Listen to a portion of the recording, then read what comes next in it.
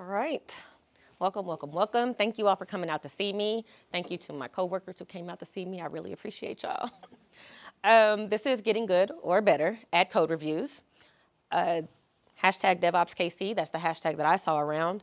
I have a hashtag as well for this particular talk called Review the Code. So, first question. How many of you all actually write code? Oh, great, wonderful. How many of you write code in repositories with other people? Okay. How many of you are maybe a team lead or a code owner? Cool, cool. And how many of you, this is like your first tech job, this is your first time touching version control type code reviews? Anybody? Okay, cool, great, wonderful. All right, so my name is Rhia Dixon. I am a leader of developers at VMLY&R. My title is Associate Director of Technology. I am one of the Associate Directors of Technology, so I'm kind of like a technical architect, lead developer type person. I'm also an ambassador for Kansas City Women in Technology. This is my Twitter handle and my IG. My IG is kind of slow, but Twitter, you know, you'll find shenanigans and tech-related topics from time to time.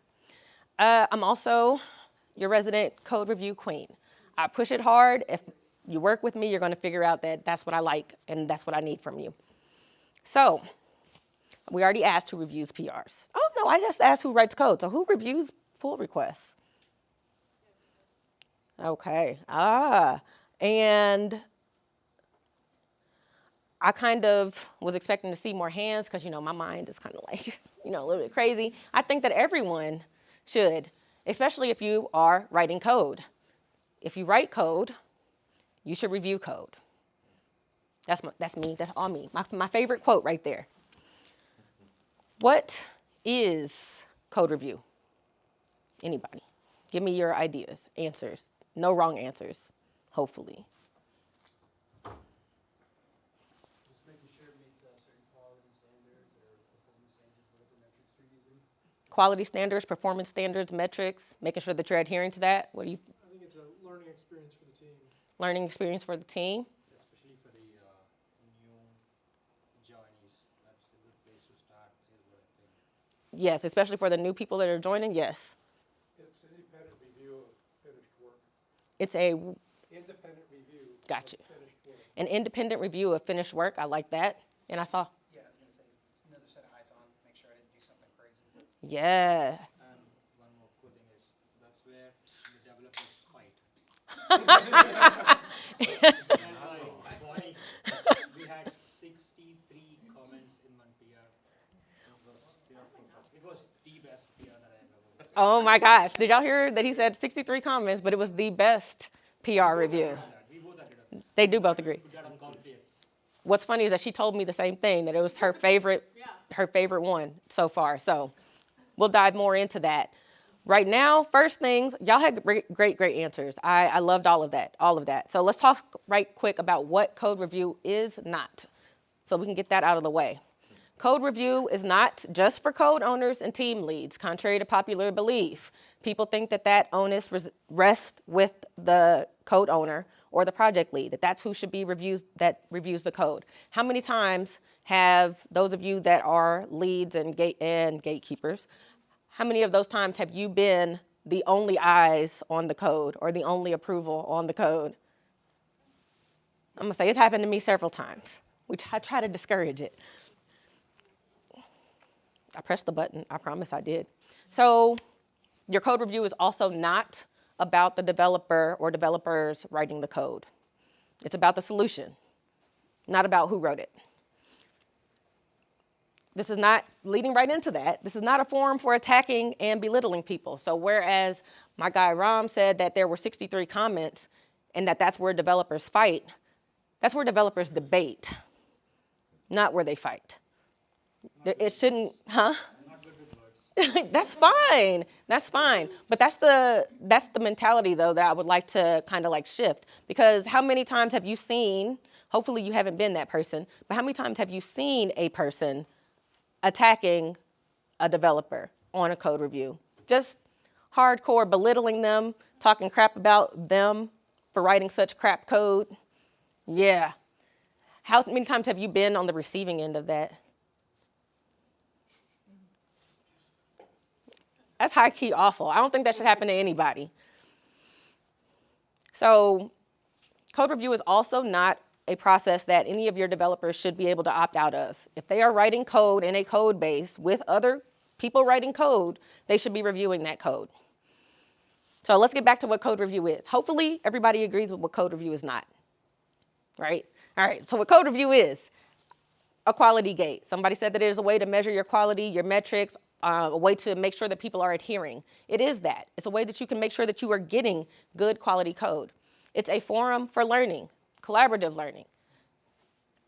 For newbies, for new joiners to the code base, it's not just somebody that's new to development, but how many times have you had to work on code that wasn't yours? Isn't that most of us? Most of the code that we're writing is legacy, not greenfield code. Code review is thought leadership. It's an opportunity for you to express opinions that you have formed over the time that you've been writing code. I've got accessibility experts. That's what they review code for. I've got front-end experts, the ones that keep up with the latest in React. That's what they do when they review their code. When they review your code, I should say. You're the global royal you're. And it's also a team effort. So along with it not being just the code owner or the team lead's responsibility, it shouldn't be the responsibility of just 2 on a team of 5 to 7 developers. That's not fair. We got things to do. I want to write cool stuff and make things do cool things. This is my favorite part. Code review is DevOps. I mean, at the very least, promoting code review is promoting DevOps. It's a way to make sure that you maintain visibility. Everybody can see it, right? Everybody can see code. If you're in that code base, you can see every single PR that comes through, whether or not you get a notification. I guarantee in GitHub, if you go to pull request and view all, you can see them all. It's a way to enforce quality. It is speed. Some people think that it takes a little bit too long to do code reviews. My argument is that if you are doing the code review daily and you're encouraging your team to do it daily, all of a sudden it's going to get so much faster because you're going to have some things in place. One of the things that I really enjoy about GitHub and Bitbucket are rule sets, right? So I can put in a rule set that says, hey, this particular, no PR should come in that are like over 28 files. 28 files is a lot of files. I currently work with AEM. It's Java backend, creating a brand new component, standing it up. Takes about 16 files just to hook up the backend with, Sling folders and making sure that I am getting the data from the content author, putting the data into the database, getting that data to read back out to the screen. About 16 files tops. Maybe a little bit more if it has to interact with something else. But I'm looking for, if it's not a new component, it shouldn't be a 16 file pull request. Resilience. So resilience in terms of DevOps is not quite the same as resilience in terms of your code review. In your code review, what that resilience is that ability to adapt and pivot and bounce back. So let's say I work at an agency. Clients make requests. Clients sign off on work. Client changes their mind. They need more requests, right? Is it in scope? I don't know. Do they need it now? They needed it yesterday. They needed it 2 weeks ago. But having everybody's eyes on the code allows everyone to be able to pivot. Like, oh, I know exactly where that change needs to go in order for us to enable that. Collaboration, another key tenet of DevOps, right? That cross-functional, cross-team collaboration. So I'm gonna pick on Ram because he was instrumental in us getting this really cool component working. He had already done it before. It's like this, what do we call it? Content-aware component. So you put the component onto the screen. The content author can put it onto the screen, link it to some whatever content fragments, whatever piece of page they want to show on this other page, and it responds to the change in the URL or the change in the data. right? It's listening to an event. He knew how to execute it. I didn't. It would have taken me probably a couple of sprints to bang it out, but since he had already done it, we were able to kind of, borrow him from his team so he could come and show us how to implement it, get it stood up, and then we could tweak it afterwards. It was fantastic. But the only way I knew that it existed, and that my manager knew that it existed, is that we had reviewed that code. So we knew that it went out at some point. So we didn't have to duplicate. And it allows for continuous improvement. Code review is a way to constantly get better. You can see, so let's say that this is your first time working in React or Java or C#. You write your classes the way that you feel like your classes should be written. Somebody else comes in and says, hey, I wonder, did you think about this? Did you think about maybe we could cut this part out, do it all up here, syntax it like this? Well, no, I didn't think about that. And if you ask me if I thought about it, then I can tell you, no, I didn't think about that. I did this because. If you come at me and say, hey, you should just change it like this. Me being the developer I'm going to say, why? Why? What's more, is it more performant? Is it industry aligned, industry standard aligned? I want to know these things because I want to get better. I'm hoping that my team also wants to get better. So, benefits of reviewing code. And there's different types of code reviews, right? So the type of code review that I'm talking about today, in case we hadn't picked up on it, is that point where you have worked your 1, your 2, your 3, your 5, your 7 ticket, and you're like, okay, this baby is good to go. I'm submitting a pull request. Or someone else called it a merge request. So that's the point. That code review process is what I'm talking about right now. So benefits, again, we're going to hit on this collaborative learning. Mind you, I love the Rugrats. I'm kind of in a Rugrats mood this year. Collaborative learning opportunities include rapid onboarding. How long do you think that it takes a developer on average to ramp up to a new repository?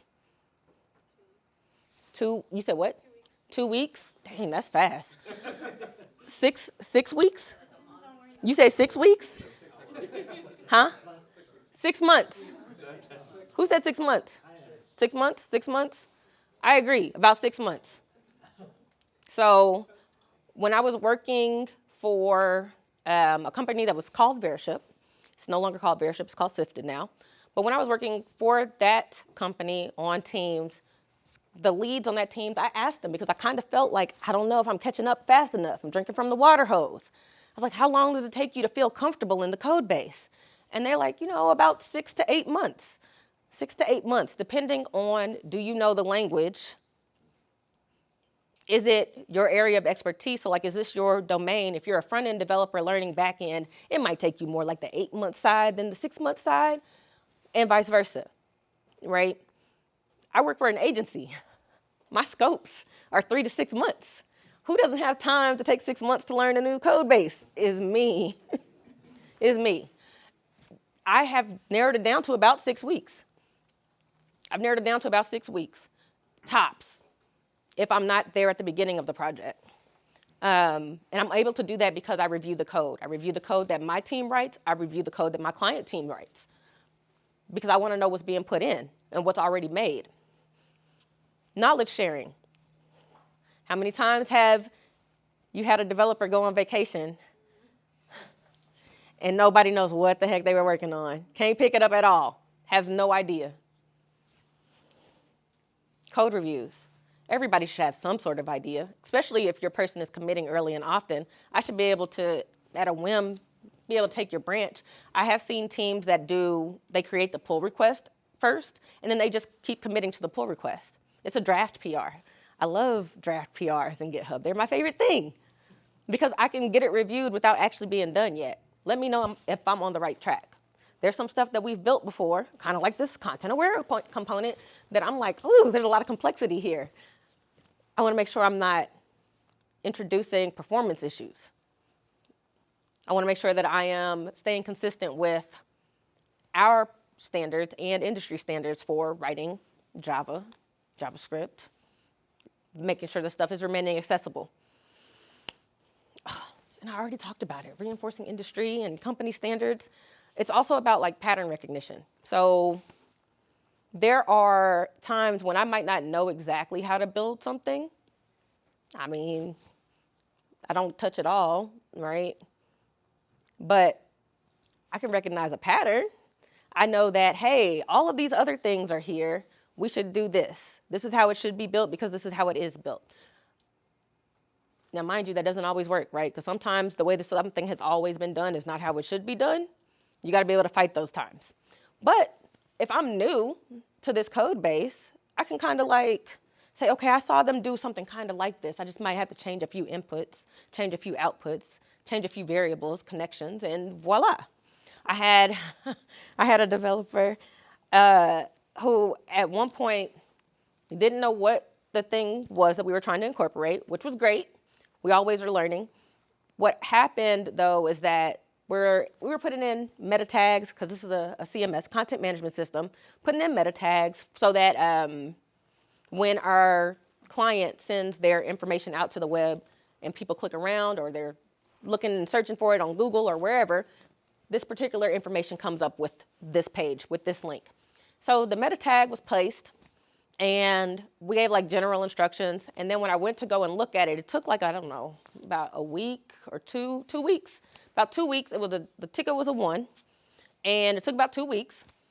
And when it came back, there was like a little bit of like angle brackets, a little bit of quotes, but there was no connection to any sort of data to populate the value. And so I asked, because I don't know about meta tags for real. I'm a Java developer. I'm like, I don't do that front end stuff all the time. I do it sometimes. But me not knowing really much about meta tags at the time didn't matter. I saw the 4 tags above it and I was like, yo, all of these have a value. Where's the value for this one? And I just asked.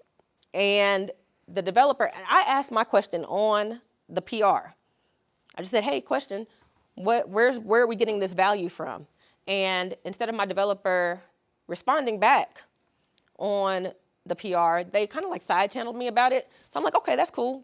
So we took that conversation offline, but when we were done, I came back to the PR and wrote down, hey, this is what happened. We're gonna take this back and go fix it. It's a great way to spread that information to other people who might not know. So about engaging on the PR, by the way, this is one of my favorite things. This is how you do that knowledge sharing. You have to engage on the PR. If you see something that you don't know the answer to, you don't know how it works, you wonder why somebody is using it, ask a question. They should be able to respond, right? They should be able to tell you why they did something, how they built it, why they chose this thing. If you see something that you think is detrimental to the code base, maybe it's has anybody heard of Yoda code? Yoda code? Okay, so another real life scenario. Usually when I do a null check for something, I'm checking if the something is or is not null. The person whose code I was reviewing wrote, if null is equal to something. And I was like, everywhere else in this code base, null is on the other side of the operator. It's reversed. So I asked if they could just reverse it. And they dismissed my comment. They didn't even answer it. They didn't say anything. They dismissed it. They merged the pull request. I was like, did I miss something? What happened here? Came up the next PR, because they did it again. But this time, what was even better, this time, is that they had written, like line 13 was, if X is equal to null, do this. Line like 23, if null is equal to this. And I'm like, hold on now. Hold on. If I'm looking for null checks, I'm not looking to see if null is equal to anything, right? So I found out about Yoda code by going to go ask other people. The developer, though, came back and said, hey, I saw that you did this. I thought that you asked this question the last time, and I just dismissed it. I thought that was going to end it, thought that was going to squash it. But I'm going to go ahead and address this now. I don't think that it's a performance-based thing. It's not going to affect it one way or the other. And I think that we shouldn't nitpick this. And I'm like, first of all, sir, lower your voice. Lower your voice. Like, it doesn't have to be a battle. It had to be an answer to a question. So I'm just like, hey, you didn't say that last time. Also, I was like, even if it's not more performant one way or the other, I was like, it's more consistent if we write it this way. I was like, and if I'm new to the code base, I'm looking for consistency. I want to know how we do it. Let's keep it consistent. So at that point, you can request a change. Other times, you can just leave a comment. What we're getting to next, this is kind of how I try to get my teams to do their engagement on pull requests. So if they're asking a question, bracket question, and then ask your question. So that person that's reading it knows, hey, this is just a question. It's not necessarily a blocker. If you're requesting a change, if it's a blocking change, like, yo, I really need you to fix this. I'm not approving your code unless we take this out. Like maybe you're sharing secrets and I can't have you committing my secrets to the code base like this. That's a blocker. If it is something that's more, like performance or whatever, if it's not quite a blocker, I still would like this changed. We can put in a change request. They have the option to rebut a change request. You don't have to change your code just because somebody told you to. Please ask them why. Please ask them why. And if it's just a nitpick, like, you didn't dot your I's, you didn't cross your T's, semicolons, not semicolons, stuff that could be caught with a linter maybe, nit. And if it's just a comment, let them know it's just a comment. Like we're just, hey, this is something that, say for instance, I'm working on something that somebody else needs to touch later. Like, hey, tag the person that I want to talk to, yo, hey, this right here, this is what you're going to need in order to implement that feature that we're talking about 2 sprints from now. So that they are tagged to it, they know to come back to it, they can look at how it was implemented. PR engagement. So other things that you can do, quality and consistent ilities. If you are software architect, anybody does software architecture? I'll say I know a couple are in here. So these ilities are kind of those, but they also kind of aren't those. What kind of ilities do you think that you can solve with code reviews? Consistent ilities. Using mutability versus immutability. What did you say? Mutability versus immutability. Boy, I haven't even heard that one yet, but yes, immutability versus mutability. What else? What other types of ilities? Was it quality? I mean, I guess quality isn't necessarily an ility, but accessibility is an ility. Yes, functionality. I actually refer to it as functionability sometimes, but yes, functionality. What else? Complexity. Yeah, kind of picking up back off that, like coupling, decoupling, making sure that things are Compatibility. Yeah. Compatibility. I've got a whole long list. Whoop. And we're going to go backwards. Is this from the book? Is it from the book? It's not from the book. So he took the The software. software architecture. Oh, yeah. It's not from there, not necessarily. But we have, I said accessibility, but there's applicability, right? Like, is this code change applicable to the ticket? Is that what they asked for? Maintainability. Is you in 6 months going to know what you did? Is me in 6 months going to know what you did? Testability. I think that all code should be tested, by the way. Just about. Well, at least the logic for all code should be tested. Accessibility, readability, searchability. So being able to search for a null check the way that you intend to search for a null check would be nice. And functionability. Does it do what we thought it was supposed to do? The ways that I encourage my teams to check for these things, we're all asking, hey, what does this change do? What does it do? And if we can't figure out what it does, what do? Ask a question. Great. Next question is, do the functions and variables have suitable names? It's so cool to run across something that says, Optimus Prime kills it, but what is it? What is it? And who is Optimus? Who is Optimus? So if I run across a function or a variable that might not necessarily have a suitable name, what is something that I might do? Ask a question. I'll either ask a question or request a change. Request a change. I'm in favor of naming something pretty specifically. I don't care how long the name gets, as long as I understand when I go look at it what it does.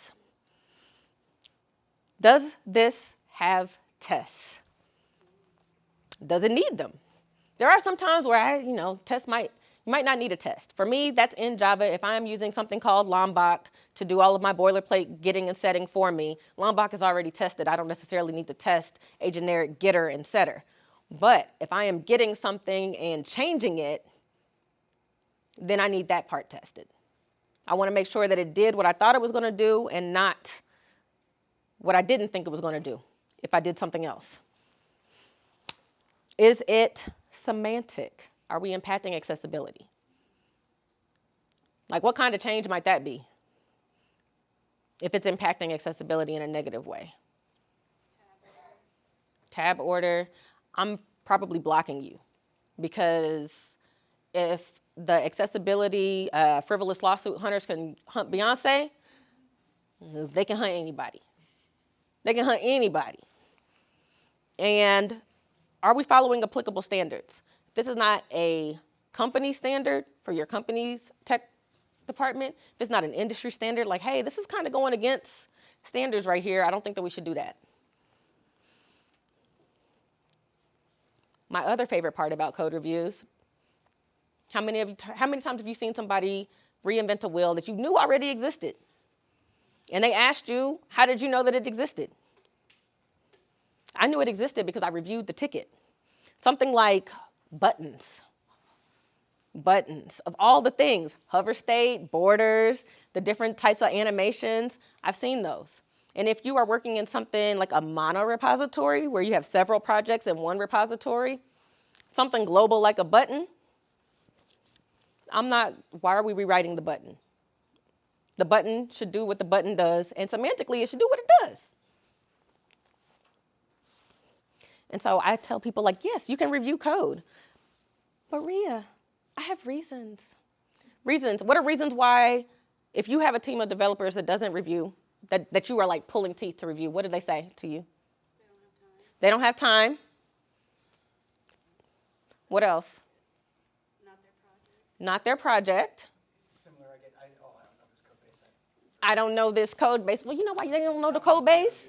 Because I don't do the code base. They don't do code reviews. What'd you say? I have other priorities. Oh, I have other priorities. Oh.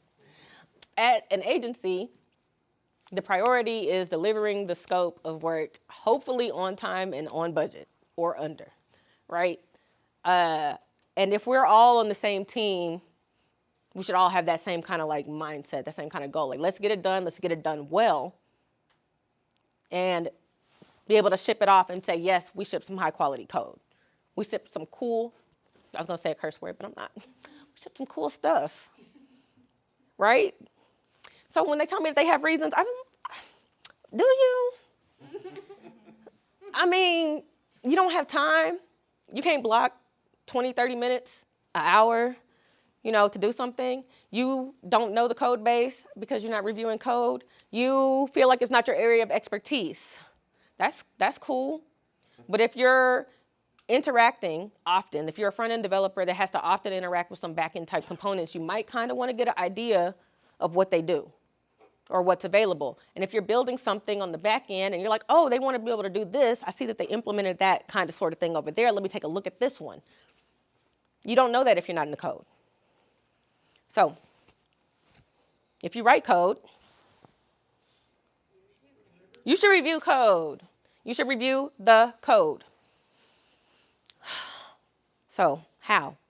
And how do we get better at it? Because I saw that everybody in here reviews code, right? Everybody reviews code. We all do. So how do we get better, and how do we encourage our teams to get better? How do you build a better code review army, so to speak, of developers? Well, I think that the path to getting better involve you developing your own process and enabling other people to develop their process for code review.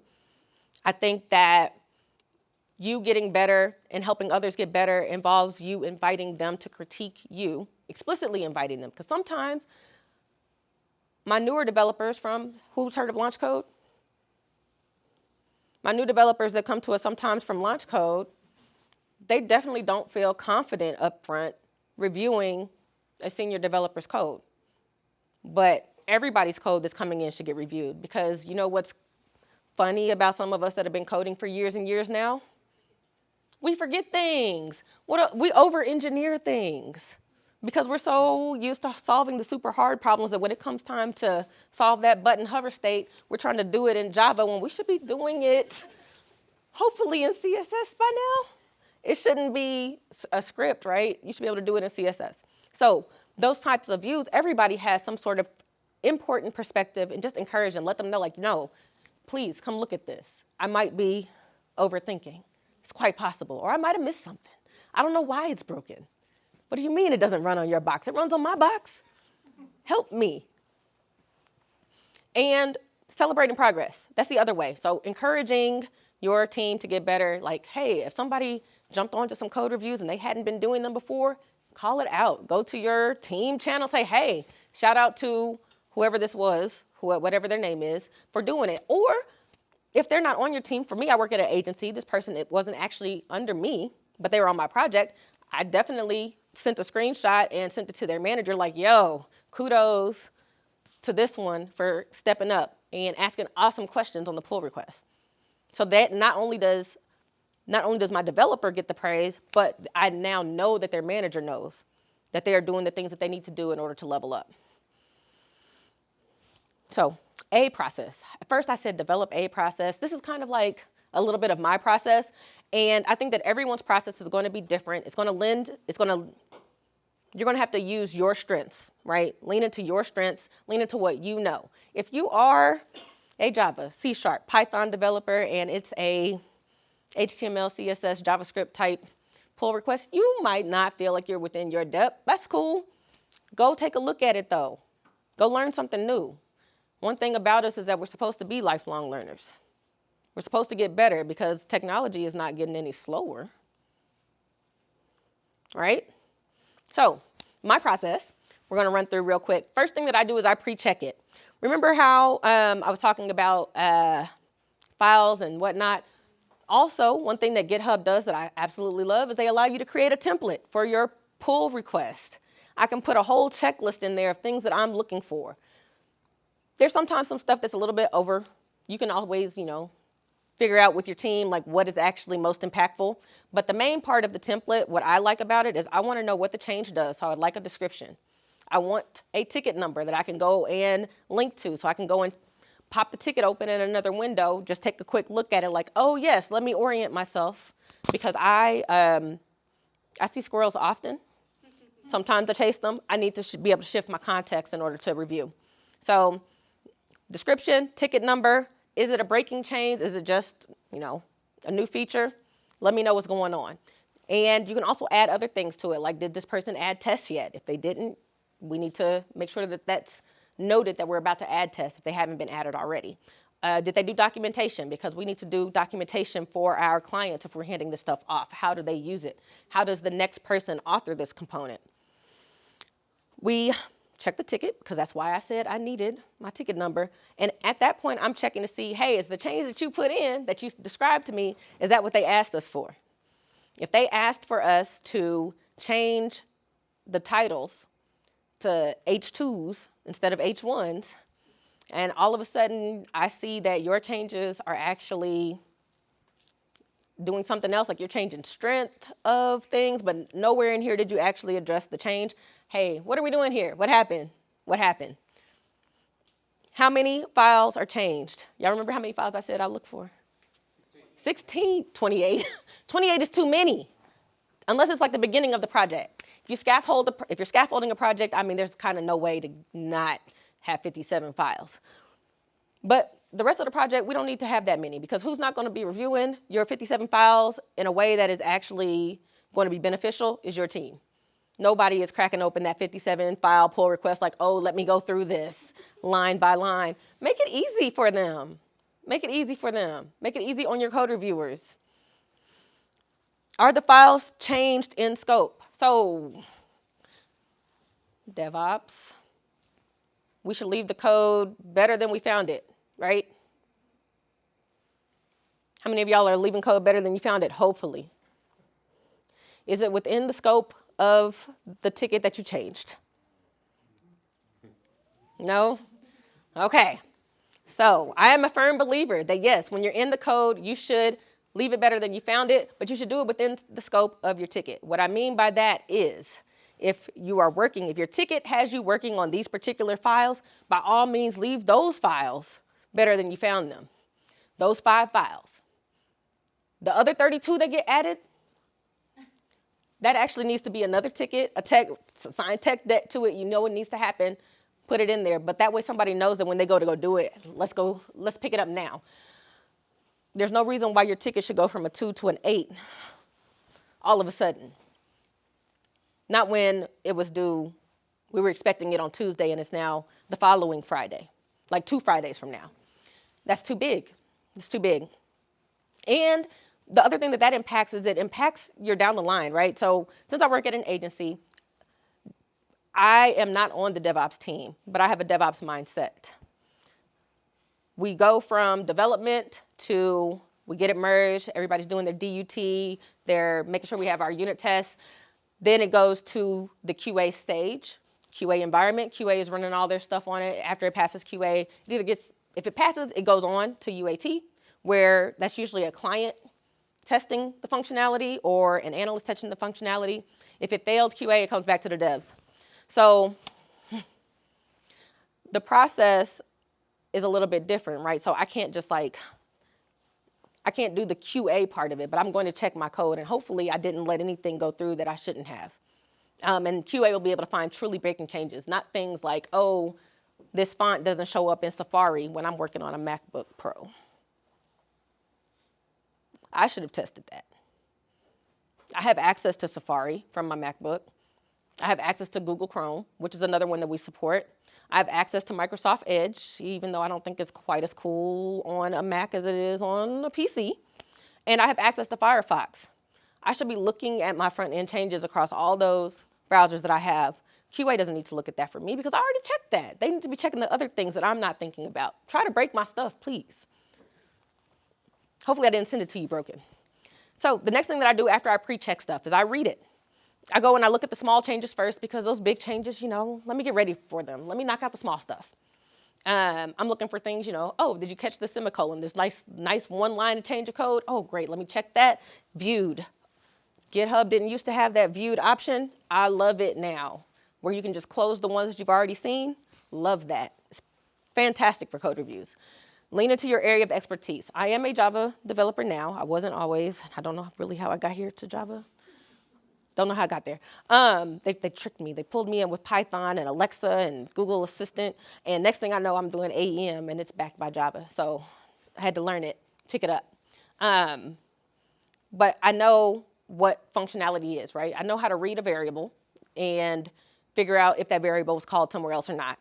I don't necessarily do all of the CSS things, but I do look for accessibility. There's stuff that has burned me in the past or stuff that has burned my team in the past. We should always be looking for that.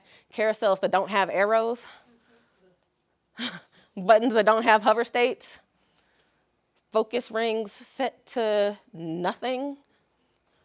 We shouldn't be doing those things. So I pick those things up and I look for those. I check for those illities. Is it accessible, maintainable, consistent? And then I ask any questions. Like I'm asking all along if I have any. And I do come back to some of my questions when I find out that I answered. I'm like, you know what, disregard, didn't mean, I found the answer, thanks. But yeah, go through it, you read it. The next thing I do is I try to build it. If you are in a point, because sometimes we don't always have time to pull stuff down and build it, but working at the DevOps shop that I did my few years ago, I want to pull it down, I want to build it. I want to see, does it work on my box? So can I successfully build the branch locally? I should be able to do so. If I can't, I got to go ask, hey, what am I doing? What am I missing? Was that not documented as part of like the test steps on your PR template? You can add it there. Can you verify the functionality works as intended? Like if I go and I know that you were changing buttons, yes, let me go and see, okay, if I click it, does it do what I said? Yes, great. If I change the URL, does it still work? No, okay, I don't think that's quite what I needed, but let me go and tell you about it or ask you about it. Does this change impact anything it shouldn't? Any more front-end developers out here? I know kind of like I lean heavy back-end, and DevOps is usually, I've only found it in the back-end world for me. Okay, so for me, working with a content management system and components that get built, They are built by your content author, whoever's going to build their website, like kind of like a WordPress website, but way more fancier than WordPress. So they can author a component and it gets put onto a page. Usually when a developer is building something, they are building it in isolation. And if they did not test it with other components on the page, things like negative margins, margin collapse, padding doing weirdness, maybe they wrote a bang important somewhere. Also one of my, I cannot, bang importance are not necessary 99% of the time. 99% of the time is just a scoping issue, specificity issue. So I'm looking for that when I build it. And I'm looking if I can break it. Kind of like, QA does. So if I got time to break it, I want to break it. Let me see what happens if I throw 2 of these on the page. Does the JavaScript break because it's only initializing the first one? Things I now look for because they have burned me in the past, not because I give my front end stuff to my front end devs because they do it way faster than me. So the other thing that I run into with my newer developers is that they don't want to be the one to click the button. If no one else has approved it, they don't want to approve it. I try to let them know, though, that, hey, you approving it because we have repository checks in place. We have rules in place that, one, it has to be 2 people that review something at least, and one of them has to be a code owner before you can merge it. That little light's not going to go green because you approved it. What your approval is signaling to me, hopefully, is that you read it, you read the code, you didn't see anything wrong with it when you reviewed it. That's what your approval means to me. And they're like, but what if somebody else finds something? How long have you been doing this again? That's cool. Were you on this project when in inception? No? Oh, okay, that's fine. It doesn't matter if somebody else finds it.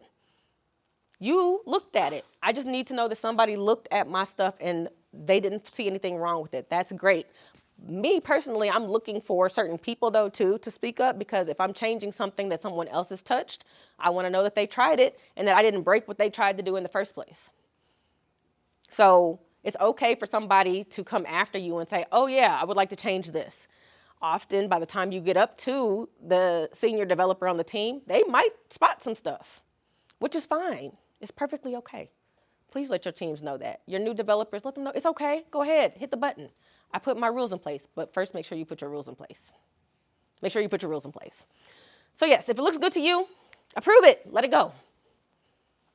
This is my favorite part. This is the inspiration, the celebration part. It's a very short slide. The process was a really long sort of process.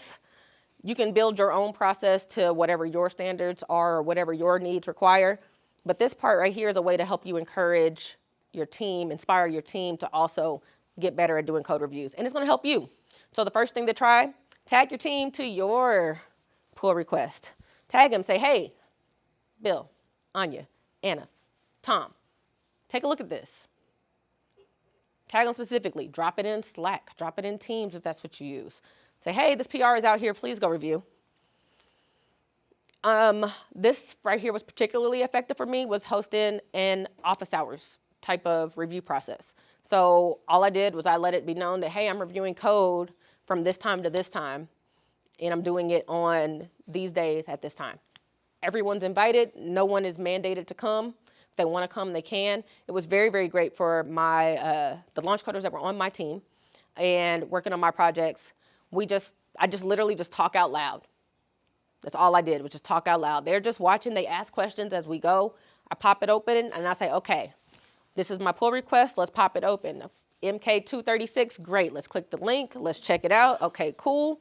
And I start walking through. How many files is this? Why is it so many files? Oh, it's a new component. Great, fine. We'll move on. Let me go close all the things that I can close now, like sling folders that don't have anything in them. They aren't really, they're structural. They need to be there. Great that they're there, but I don't have to expend brain power on them. So going through that office hours was particularly helpful because they understood now what I was looking for when I review. That kind of informed what they were looking for when they review. And I also talked about this is a front end piece. I'm going to go back and ask Sean about this because it's React, and I know that he's very, very deep into React. He knows a few more things. He's more up to date on it than I am. Why not ask for his eyes on it? If I'm touching one of the client's like super complex Prism components, I got a guy on the client side, like, hey, Ron, I know that you weren't in this PR originally, but could you take a look at this, please? It's touching your stuff. And it was great for them to be able to pick that up, like, oh, that's all it is. I was like, I don't know what they thought it was before, but now they have a better idea, so it's great. Group code reviews and demo days. I love dev demo days. Dev demo days are awesome because the devs get to bring something cool that they worked on and show it off. Show us how it works. Sometimes we just do just the, hey, let me show you this cool thing. Sometimes it's actually, let me dive into the code and show you how I built this cool thing. A group code review, though, on the other hand, is we're definitely looking at somebody's PR. It doesn't necessarily have to be mine or someone on my team. It could be an open one, a closed one, but what we're going through is we're going to go look at the code, and if there's opportunities where we could refactor it, like, well, what would we do different? How would we build it differently? It's kind of cool, actually. You can find out, like, if you wrote something, let's say React is a very fast-changing language. If you wrote something 5 years ago in React, it's now ancient and obsolete, most likely, and it could be written better with React hooks. Weeks ago. Weeks? Yes, that part, weeks ago. So that's a great way to do it. I did one for writing unit tests in Java because a lot of my front-end developers have no idea how to use JUnit, which is fine. So I'm taking it as an opportunity to share with them and like, hey, this is where you can just grab a templated version of the unit test, change what you need. This is all of the pre-scaffolding you'll need in order to fake put a component on a page. That's the part you need. This is the part you change. And talking them through that was awesome. Code review checklist is also a way that you can help your team out. So that checklist you can put on your template. Say, hey, test, yes, great. No, when are we getting those? Documentation, yes, great. No, when are we getting that? And whatever else you need in your code review process. I also have a DUT checklist that I wrote, which greatly improved the type of bug fixes that we got back from QA because we were covering the stuff that we could cover as devs. Oh, I'm sorry, can you say that again? A DUT checklist. So usually that would be like a unit testing type thing, but it's not necessarily unit testing for our devs. That means that that's your developer testing does it work in the dev environment? So I've put it out there, it's deployed. Can I go and use it as expected? Does it break? Can I break it? And having on that DUT checklist for them, hey, did you check this in all of these browsers? Did you check this at all of the screen sizes we're supposed to support?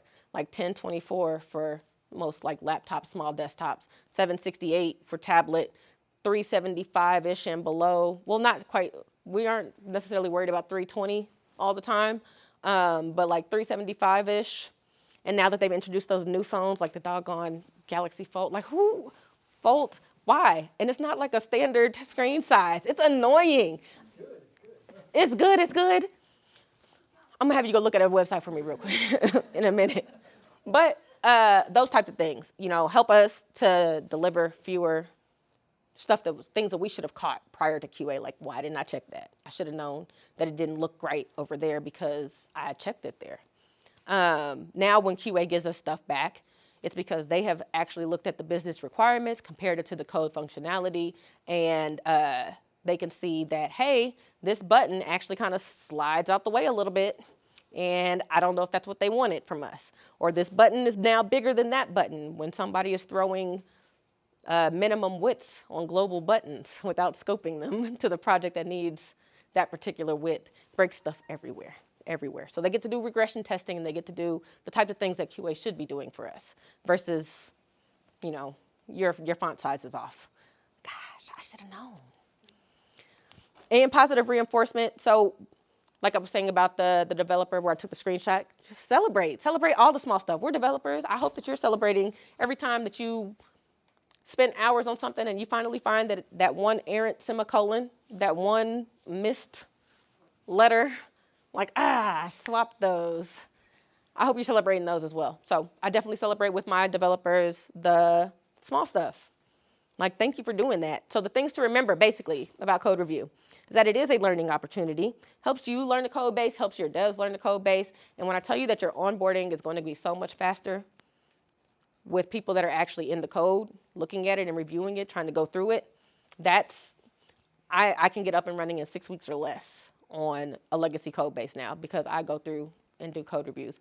I look at the code that's already there, but as stuff is coming in, I'm looking like, okay, what are they working on? What did they fix? Code reviews improve your code quality. Ooh, man, it's nothing like going back to some code that you wrote last year to go and check to see if what's breaking it was your code. And you're like, man, this is written so well. Look at these comments. I know exactly what this does. And it wasn't me. Fantastic. Or you find exactly where it should be fixed, right? I love that. And it decreases duplicated efforts. No new wheels, no 30,000 buttons. Why do we have 17 buttons? We shouldn't have 17 buttons. And it targets the code, not your developers. So making sure that we are promoting that psychological safety, right? Making it a fun environment to work in. You get your best solutions when people can ask questions and not feel like you're belittling them, not feel like they're dumb for asking them. And everybody is working to get to the bottom of, how can I make this better? For instance, with Ram and Bonnie's pull request, what I loved about it, going back and forth, is that even if something didn't get changed at the end of the day, they both learned something about a different way to go about that particular solution. And one solution might not have been the best fit this time, but the learning there was invaluable. Team effort. If you code owners, you gatekeepers, please, I don't want you, I hate that for y'all, that you're the only eyes on your code. Try to figure out how to force it to where it's like, hey, I'm not merging anything. I absolutely refuse to hit the button before any of my other developers do. Even if I've already looked at the code, I'm hitting 0 buttons. Maybe I found something. Let me see who else finds it. If they don't find it, then we'll come back and we'll talk about it. It's a teachable moment. Like, hey, you see how they did this right here? This right here isn't going to work in this particular repository because this. But yeah, so that's it. Main thing is, if you write code, review the code. Please and thanks.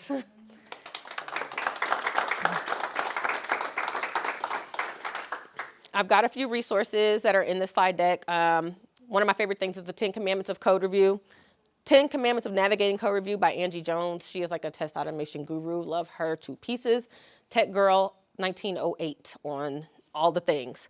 That was instrumental in kind of shaping how I feel about code review and not being married to code. GitHub rule sets, GitHub PR templates are linked in here, different types of tools, because you can use things like pre-commit to force some of your rulings. Yeah, and that's it. That's me. Thanks, Rhia. I don't know how long that was. Good with some questions? Yeah, Go back to the tools slide. I was ready to. no problem. Un momento, por favor. What you were saying, no. No. No, can't do it. Absolutely can't. We'll have to review the code. Yes, any questions? What do you say when, let's say, like a project manager or someone higher up says it's a waste of time for multiple developers to review code? Holy crap. What?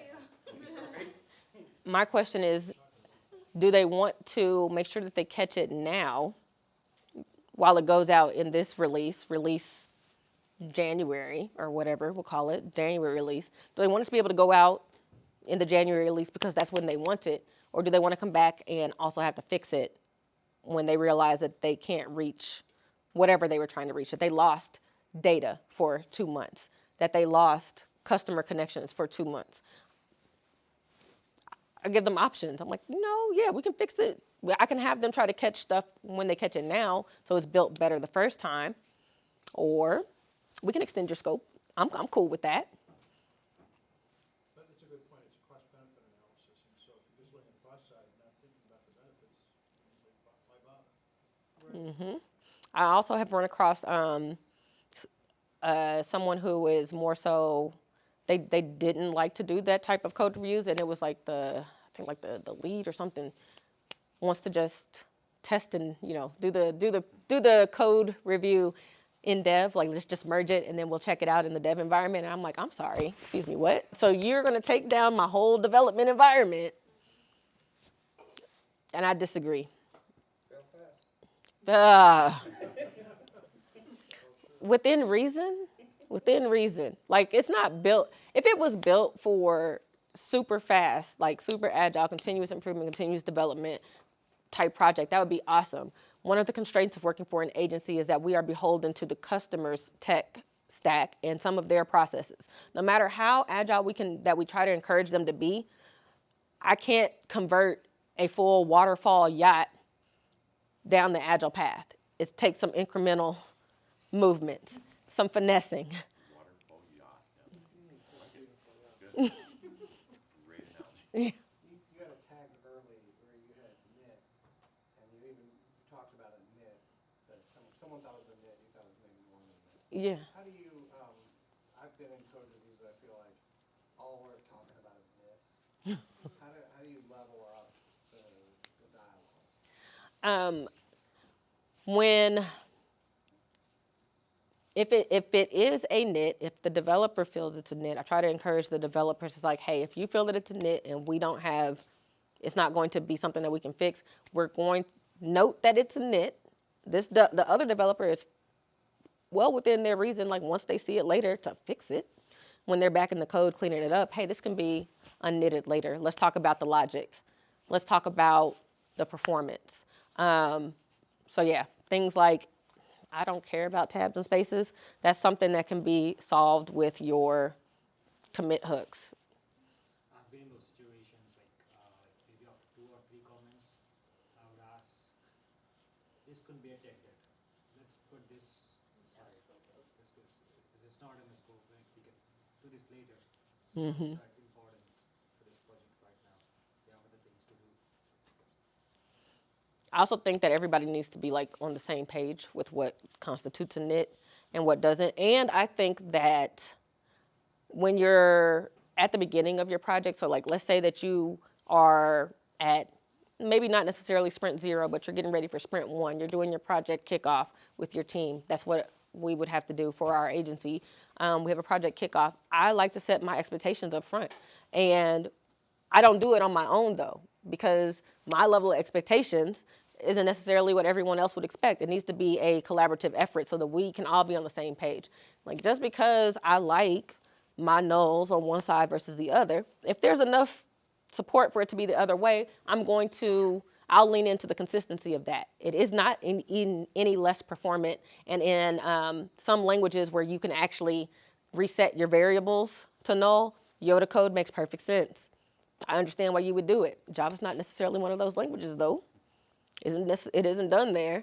So I would push back with that industry standard. But like, I think that if you get to your nits at the beginning, like in that first sprint, that first or second sprint, by the time you hit sprint 3, y'all are running. Everybody is fully aware of what's a nit and what's not. You're fully aware of what's expected and what isn't, because we've already hashed it out. And you will be able to go so much faster because now you're not slowed down by that. And then when the new developer comes and ramps up on your project, they've got the other 3 developers to look to. Everybody's enforcing like, yeah, this is how this is done. This is what we're going to do. These are the decisions that we made up front. And we had them documented. Like, this is the expectations. I even went back. I was working with the client team, and they had code owners that were not reviewing the code. And so the code owners were introducing more work for my team. And I'm like, bro, what you're not finna do is have this project manager upset that now everything is one size when they definitely okayed it already when it was this size.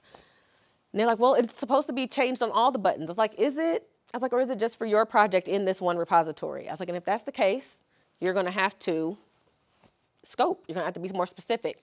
And when it seemed like I wasn't able to get what I needed from that client team, instead what we did was we hopped on a call. It's like, let's all get together. All of the code owners across the repository, let's talk. Like, if you're a code owner, you're literally a gatekeeper to the code base. You shouldn't be okay with breaking 15 pages so that you can fix your one. Why? not when we can prevent that from happening. So being able to get everybody involved and setting the expectations, like what do you expect of a code owner? Because maybe you're not one that has been reviewing code. Maybe you've been a team of one for many, many years. Pushing the main.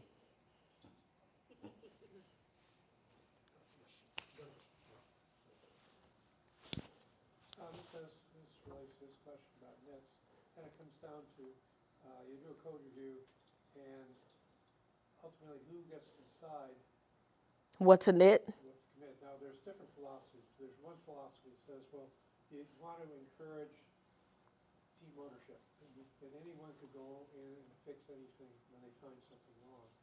There's another one that says, the person who made the change is the one who gets to decide because you want to encourage initiative. I have my own answer to the question, but in the end, if you have something, yes it is, no it isn't, who do you feel should decide? What gets committed? So if I'm watching, a couple of my other developers going back and forth and it's definitely a nit, I'll speak up and say, you know what, this is a nit. I was like, if you don't want to fix it right this second, that's fine. But the purpose of throwing that nit tag on it is that it is an option. Like they know up front that the nit is an optional thing. Please let's not go back and forth. This is something that I see. Surprises about a nit or not, it's a change. Mm-hmm. You write it one way and someone says, no, it ought to be this other way. So the question is does the person who made the change get to decide, or does it go to a third party for arbitration, or who decides what gets committed? Hopefully, I don't have a particular opinion on who gets to decide at this point, mainly because I encourage that talking through the thing. But if it came down to it, like if it wasn't my code, then I would pick the person that wrote the code. Person that wrote the code, go ahead, you owned it. You're going to be testing it anyway. So once it goes up, just make sure that the stuff works like it's supposed to and doesn't break anything else. If it is somebody that's, challenging my code, it happens.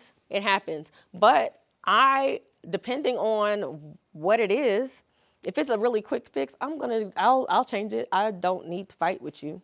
And if you're committed enough to go back and forth with me for like 3 or 4 comments, it's cool. I'll change it.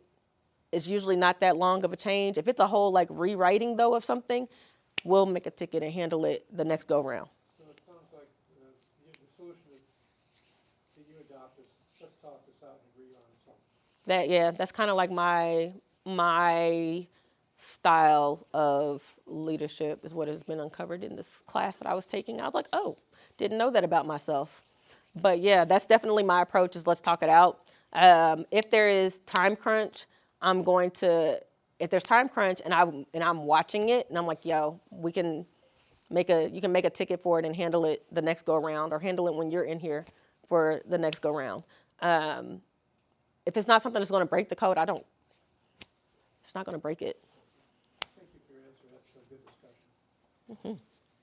Yeah, I generally just accept nit changes, even if it's just to make them smile, Yeah, I'm like, I'm not. It's like, okay, take the win. Warm fuzzy feeling. Right. It's like they reverse the words of a variable, sure. Yes. I was like, there's nothing less Easy to performant. refactor, what- Or there's like, those one-liners. And I was like, I can actually just accept this change. Cool, got it, done, and we're done. Especially if we're getting right up to like release time, like why I don't want to fight and go back and forth. I don't have the time. We know that we need to get this particular thing out. If I can fix it really quickly, I will. If it turns out that it's not a quick fix, so yeah, about that. Wasn't as quick as I thought it was going to be. We're going to go this route, and then we can discuss the refactor next go round. Because it works. I have a last question. So you mentioned a lot of steps in review. So I included like maybe 2 or 3 steps in that. You mentioned reviewing the files, building it locally, Mm-hmm. change impact, cross-checking with the actual ticket number. There are a lot of steps. It consumes a lot of time. Do you estimate when you actually estimate the ticket, that work?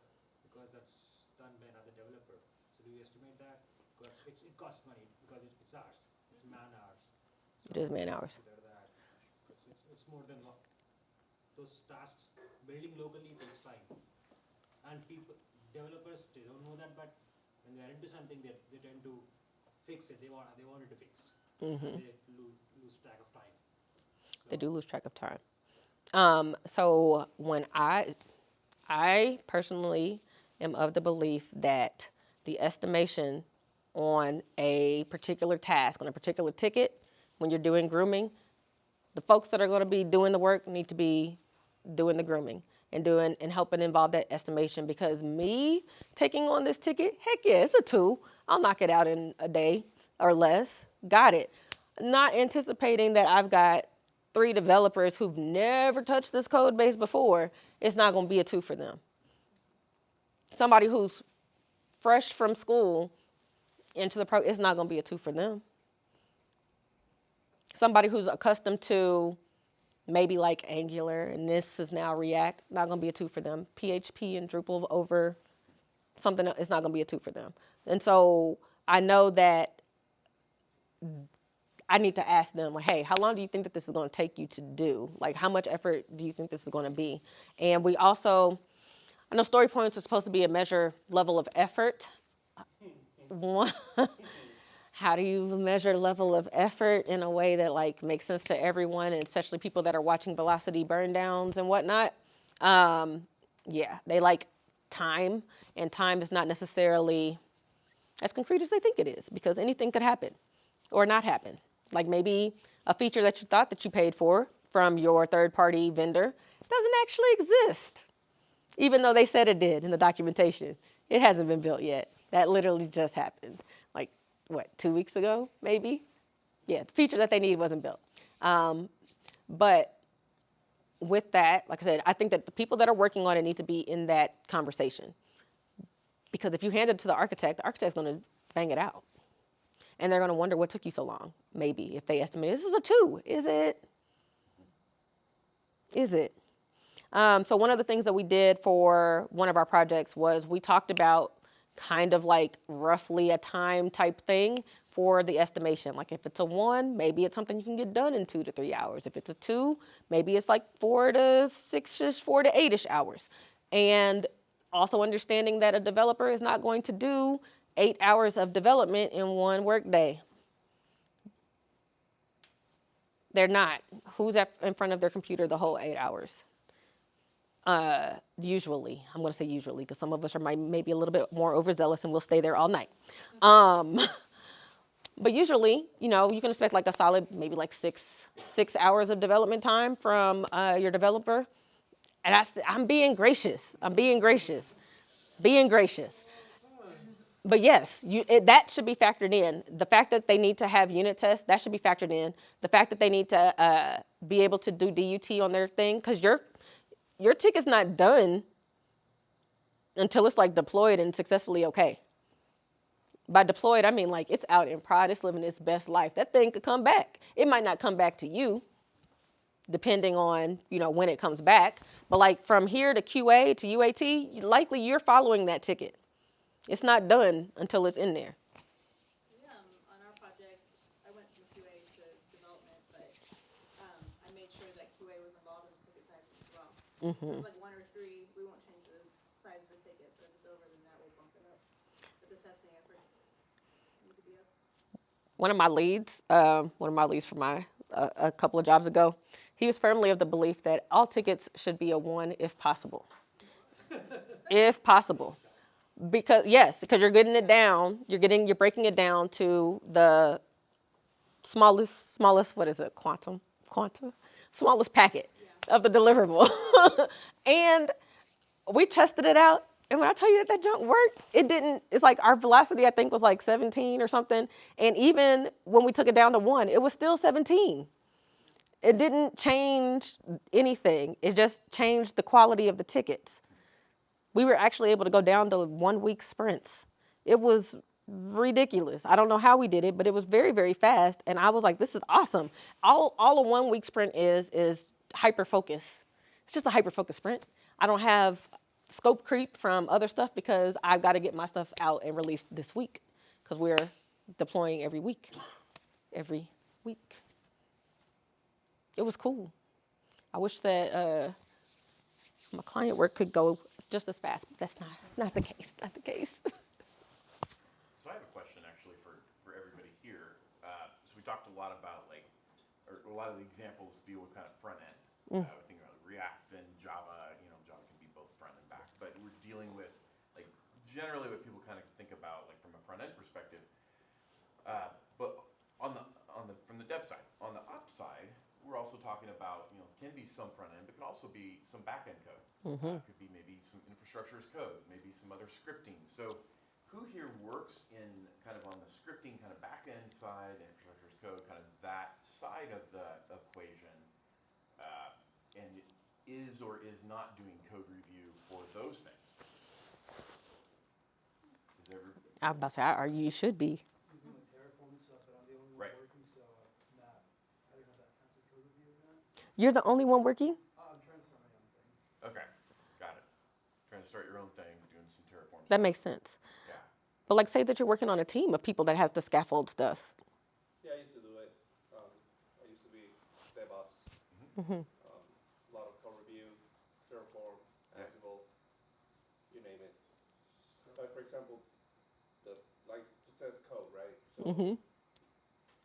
at the beginning of the project, developers used to test their code locally, but we took that away and we put it in the pipeline and just test it from there, and that will save a lot of time. That saved a lot of time to the developers. Yeah. So that was one of the things that we did. Circle the Sorry, I got a little choked up there. Actually, GitLab. Hey, that would work too. Circle the where's the GitLab?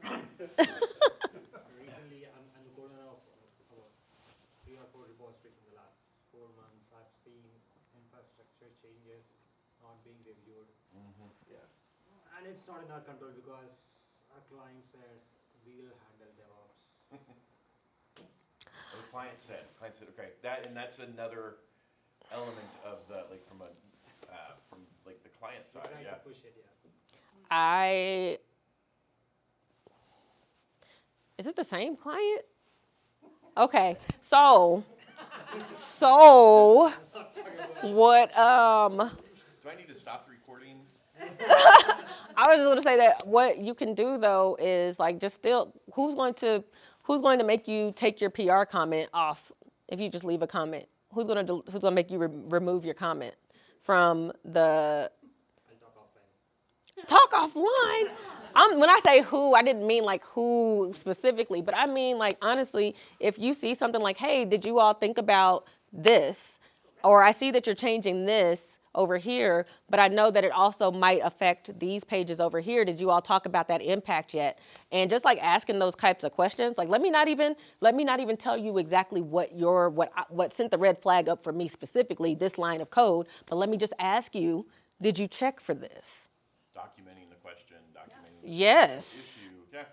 Yes, because if you're in the code base, if you're in the repo, you literally have access to every single line of code that is written in that repository. You are well within your rights to review or comment on any line of code that you're in the repository for. Even if it's not your project, even if it's not your team, even if it's not quite your scope, if you saw it come through and you're like, hey, I see that this says this, but over here I know it says that, and when you get ready to build it, when you kick it off for that deployment, that's gonna fail.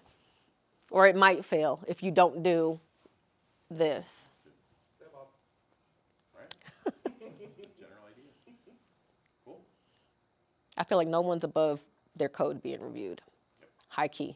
It is hard to review the 20 indentations in the YAML file correctly. Yikes. You know, When I tell you I don't miss YAML, I don't miss YAML. Yep. YAML stands for yelling at my laptop. Kudos to you DevOps developers who work on YAMLs. How much time do you spend on indentation? well, luckily Oh. So that's built in. I have a question too about DevOps, how it might be handled in other places. How do you all feel about, hot fix branches, hot fixes between environments? So they noticed something wasn't quite right in between a release that was going from UAT to prod, broke prod. What happened though in the timing, branch 1 went from UAT to prod. Branch 2 went from QA to UAT. My brain hurts. Prod broke. They roll branch 2 off of UAT to a separate branch. Roll branch 1 back to UAT to fix it. They work on that for about a week. These 2 branches now. Branch 2 should have everything from branch 1, but branch 2 is off in the distance. There's lots of questions. Well, when you start doing that, hot fixes, you run the risk of bugs that reappear. Mm-hmm. You mean like merging up and like overriding it with? Yeah. You're creating a lot of tech debt. It's just there. Conventional wisdom is like whenever you have a breaking chain, like something that breaks, the quickest, when you think about the metrics for like high performing teams, like you've got a piece where like mean time to resolve is a big piece that fits into something like that. The easiest way to, or the quickest way to get back to green so you can go deal is just roll back to the last correct build. From there, that's where the complexity does come in of what is going to, you almost have to say, we have to fix the differences between the 2 branches, get those working first before we do any, like almost at that point, everything should stop. Everything All did stop. development should stop, and it's the same thing when you can almost treat it as an outage, in the sense that when there's an outage, all work should stop. Everybody should be devoted to fixing, getting back to green there. So in that instance, you almost is everybody all hands on deck. Let's fix the discrepancies between branch 1, branch 2, and whatever else, so that we know that what we're rolling in is back to a full, clean, green build, and then we can pick up from there. Like you have to. It's almost kind of like that refactor piece. You got to get back to what's green before you do anything else. Everything stops. I would point out that if your development cycle is as short as possible, it's painless to say, oh, we need to fix it in the code base and push it forward again. Because if you're pushing out code once a day, or like NotFix does multiple times a day, oh, well, let's go fix it and let it go in the next rollout.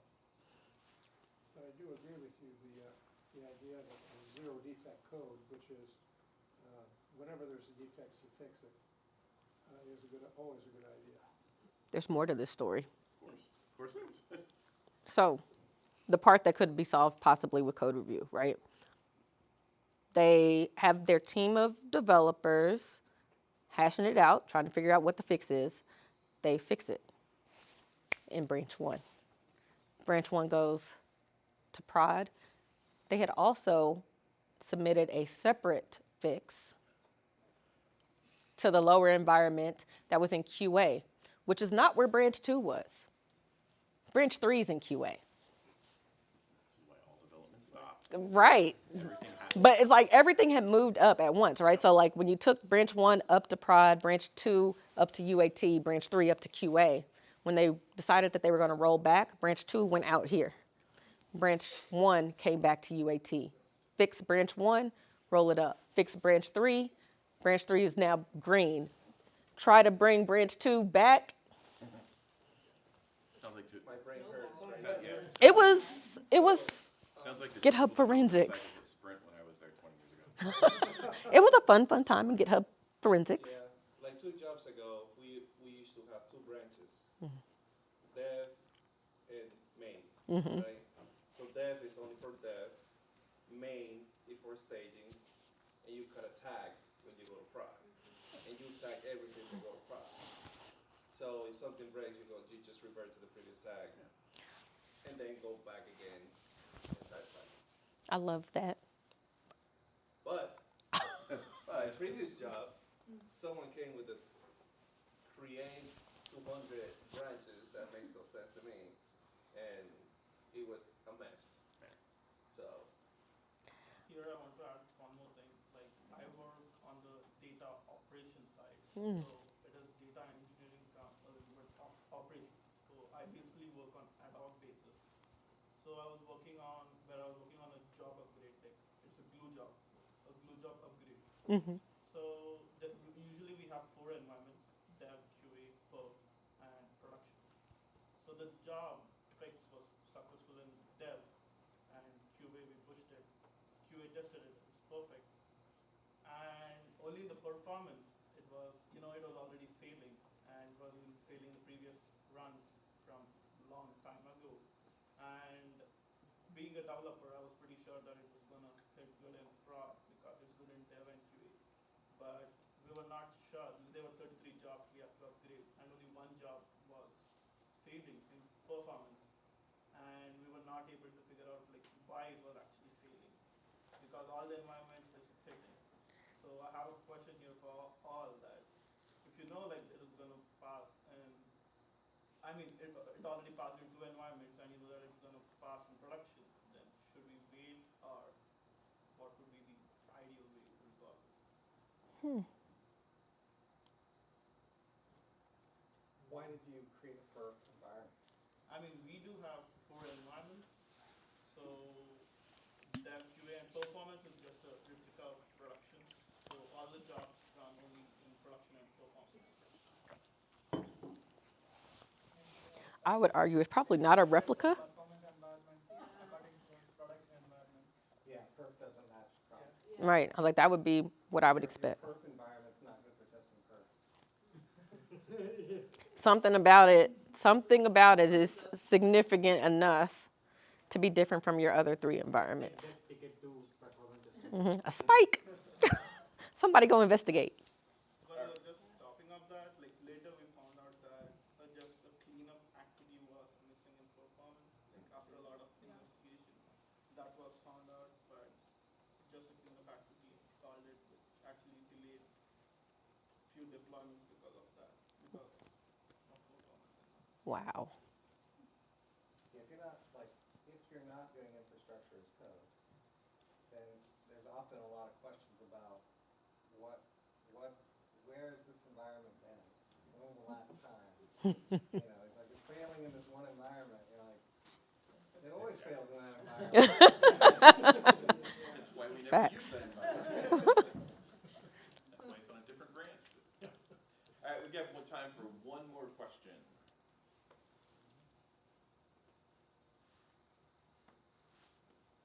All right. Cool. All right, well, thank you. Let's give Rhia another round of applause.